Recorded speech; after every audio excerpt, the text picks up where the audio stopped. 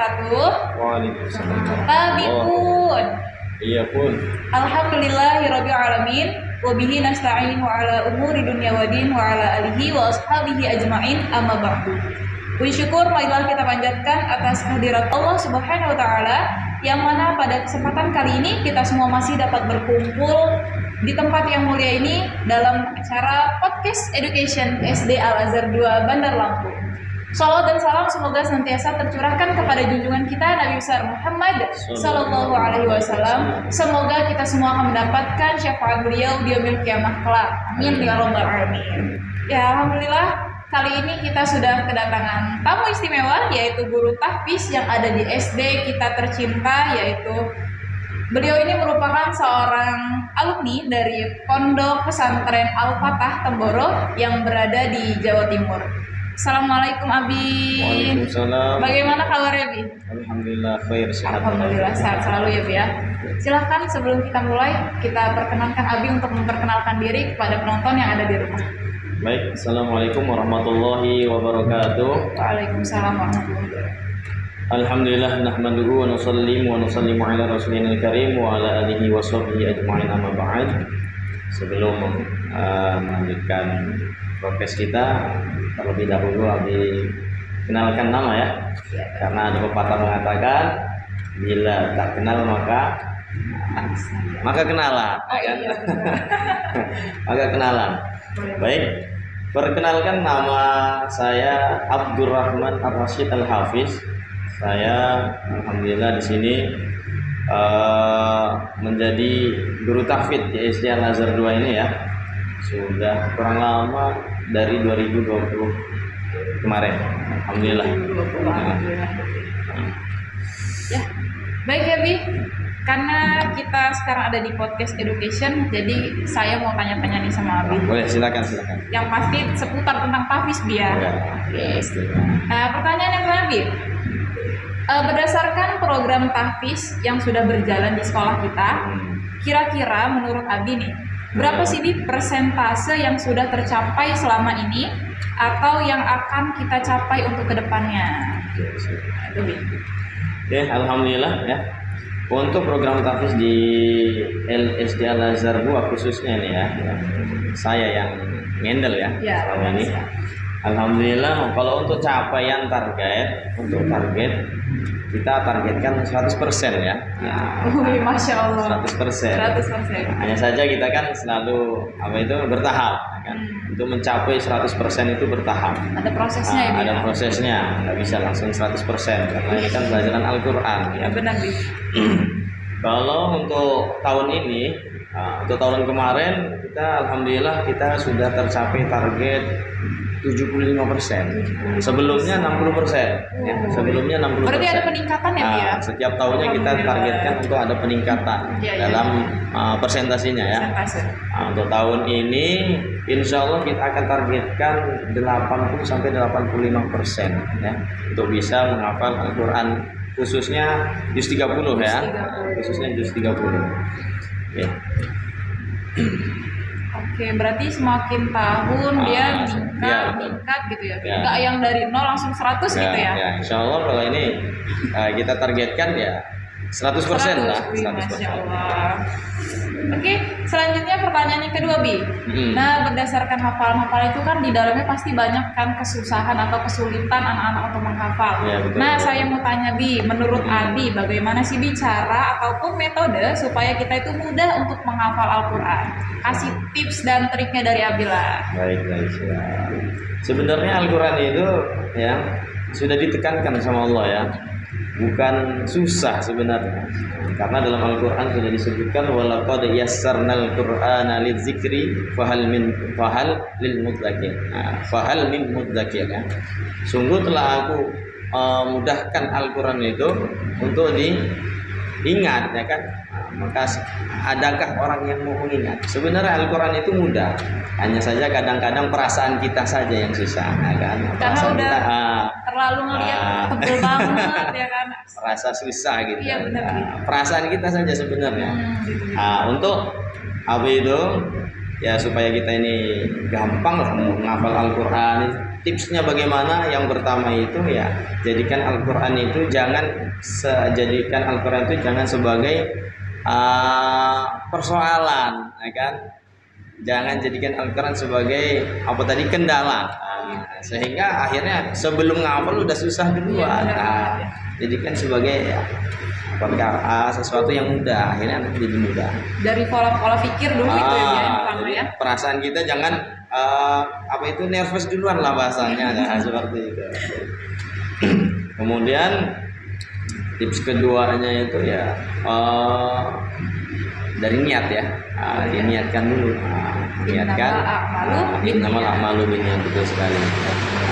Al-Quran ini adalah milik Allah, ya kan? Kalam Allah pastinya milik Allah. Kalau kita niatkan, ya kan, niatkan ngurus ini karena betul-betul karena Allah, insya Allah akan dimudahkan oleh Allah. Akan dimudahkan. Kemudian selain itu juga perlu ada kesemangatan, ya kan? Sebelum kita menghafal harus punya semangat terlebih dahulu, ya kan? Kalau apa itu, secerdas apapun kita, ya kan, secerdas apapun apa itu IQ kita, tapi kalau nggak ada kesemangatan ya nggak bakal selesai juga menghafal Al-Quran itu. Semangat itu juga timbul dari kita sendiri ya. Semangat timbul dari kita sendiri, harus semangat. Kemudian harus ada kesabaran, karena penting sekali itu, karena meskipun sudah dimudahkan oleh Allah Subhanahu Wa Taala, namanya Al-Quran itu kan bisa dibilang bahasa orang lain ya. Iya, benar. Bahasa Arab Al-Quran itu bukan bahasa Indonesia. Mungkin kalau bahasa Indonesia lebih mudah kita menghafalnya, ya kan? Tapi ini bahasa Arab, perlu kesabaran. Bisa dibilang tadi itu agak sedikit rumit, padahal nggak rumit, perasaan aja, kan? Hanya saja ketika prakteknya ada sebagian tuh ada yang ngeluh segala macam, ya kan? Itu perlu kesabaran. Kemudian terlebih lagi ya harus ada metodenya. Ini ya kan? metode. Gimana nih, Metode menghafal. Sebenarnya kalau untuk metode ya, untuk metode itu setiap orang itu punya metode masing-masing ketika menghafal itu. Dia akan menemukan metode dengan sendirinya sebenarnya. Kalau saya dengan Abi bisa beda ya. Iya, kan? punya cara masing-masing untuk menghafal Al-Quran sesuai apa itu ketika dia terjun menghafal Al-Quran. Nanti insya Allah dia akan ketemu caranya masing-masing. Sendiri. Jadi kita menemukan metode itu dengan cara kita sendiri ya. Ngalir aja gitu. Iya. Nanti kita akan ketemu sendiri metodenya. Kalau untuk saya pribadi ya, yang saya pakai metodenya itu ya metode pengalaman saya lah ya. Dulu ketika menghafal Al-Quran itu ya, untuk sebelum kita hafalkan Al-Quran, ya kan, terlebih dahulu kita itu harus bisa baca Al-Quran. Itu yang paling penting ya. Terlebih dahulu kita harus bisa baca Al-Quran. Karena bagaimana mungkin kita mau menghafal Al-Quran padahal kita belum bisa baca. Akan lebih sulit kalau kita ini cuma mendengar saja kemudian hafal, akan lebih sulit. Yang pertama itu memang harus bisa baca Al-Quran. Kemudian selanjutnya itu kita harus ulang sebelum kita hafal, kita harus ulang-ulang terlebih dahulu. Kalau Abi ya, pengalaman Abi itu minimal lah ya, kita ulang-ulang yang mau kita hafal. Misalkan 10 ayat nih kita mau hafal, ya kan, 10 ayat. Hari ini kita mau hafalin 10 ayat Al-Quran, maka kita ulang-ulang dulu sebanyak-banyaknya sampai minimal setengah hafal. Ya, kalau saya dulu itu paling enggak 2 kali ulangan lah, ya kan. Kita baca sampai 20 kali, ya kan. Insya Allah apa itu hampir hafal lah, setengah hafal lah.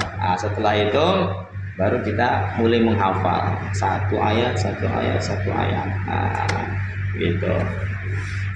Insya Allah sudah banyak metode dan tips dari Abi ya.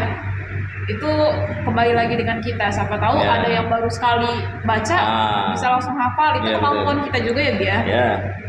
Balik lagi ke awal tadi, perasaan kita, jangan bilang Al-Quran itu susah. Kita coba dulu. Masya Allah. Sudah Bi? Ya mungkin begitu ya. Selanjutnya pertanyaan yang terakhir. Ini bukan pertanyaan sih Bi. Boleh nggak Abi kasih pesan ataupun nasihat untuk peserta didik kita supaya lebih giat lagi untuk belajar dan menghafal Al-Quran? Baik. Untuk pesan-pesannya, Abi jadi ingat sabda Nabi Shallallahu Alaihi Wasallam. Beliau pernah mengatakan, "Khairukum man ta'allama al-Qur'ana wa 'allamahu." Sebaik-baik kalian adalah orang yang mengajarkan Al-Quran dan orang yang belajar Al-Quran dan yang mengajarkan Al-Quran. Kenapa kata Nabi Shallallahu Alaihi Wasallam dikatakan orang yang belajar dan yang mengajarkan Al-Quran itu sebagai orang yang terbaik di antara kalian? Nah, karena hikmahnya, karena Al-Quran ini adalah kalam Allah Subhanahu wa Ta'ala, yang mana siapa saja yang mempelajari Al-Quran itu akan dikasih ganjaran yang begitu besar dari Allah Subhanahu wa Ta'ala, dan ganjaran itu akan kekal abadi selama-lamanya. Dalam sebagian riwayat, baginda Nabi SAW itu bersabda, satu ayat Al-Quran itu lebih baik daripada satu ekor unta betina. Satu ekor unta betina. Sebenarnya ini hanya sebuah kiasan saja, ya kan? Sebuah kiasan saja. Perbandingan antara yang kekal dengan yang fana. Jangankan hanya dengan satu ekor unta, ya kan? Satu ayat Al-Quran itu lebih baik daripada 7 benua sekalipun, ya kan? Lebih baik daripada 7 benua sekalipun, ya kan? Jangankan satu ayat, satu lafaz ataupun satu huruf Al-Quran itu yang kita baca itu lebih baik daripada 7 benua sekalipun, ya kan? Makanya kenapa seperti itu? Karena sebanyak apapun yang kita miliki tentang materi dunia ini, ya kan, tentang materi ini, ya kan, itu suatu saat akan kita tinggalkan, atau bahkan materi itulah yang akan meninggalkan kita, ya kan. Tetapi pahala membaca Al-Quran itu, ya kan, walaupun cuma satu ayat, 2 ayat, bahkan satu huruf ayat Al-Quran, satu huruf dari Al-Quran itu, pahalanya akan kekal abadi untuk selama-lamanya. Nah, seperti itu. Jadi bisa dibawa ke akhirat. Jadi dengan kita mengingat sabda Nabi SAW ini, lebih giat lagi untuk membaca Al-Quran, ya kan, menghafalkan Al-Quran, ya kan. Ya, intinya kita harus terus belajar dan menghafal gitu ya. Jangan malas lah sama Al-Quran. Karena ada juga yang mengatakan Al-Quran itu akan membawa syafaat untuk kita di akhirat, ya, Bu. Betul. Baik, mungkin cukup sekian pembicaraan kita mengenai tahfiz pada episode kali ini. Terima kasih Abi atas waktunya, ya. Semoga kita semua selalu diberikan kesehatan dan juga kekuatan oleh Allah, serta diberikan hidayah oleh Allah untuk kita mudah dalam belajar dan juga menghafal Al-Quran. Amin. Kepada para penonton yang ada di rumah, jangan lupa untuk terus nonton channel YouTube kita di Podcast Education SD Al-Azhar 2 Bandar Lampung yang akan tayang di setiap Jumat sore. Mungkin cukup sekian ya, Bia. Terima kasih banyak Abi sama-sama. Sudah hadir di podcast kita hari ini. Ya, kepada pemirsa sekalian, saya akhiri. Wassalamualaikum warahmatullahi wabarakatuh. Waalaikumsalam warahmatullahi wabarakatuh.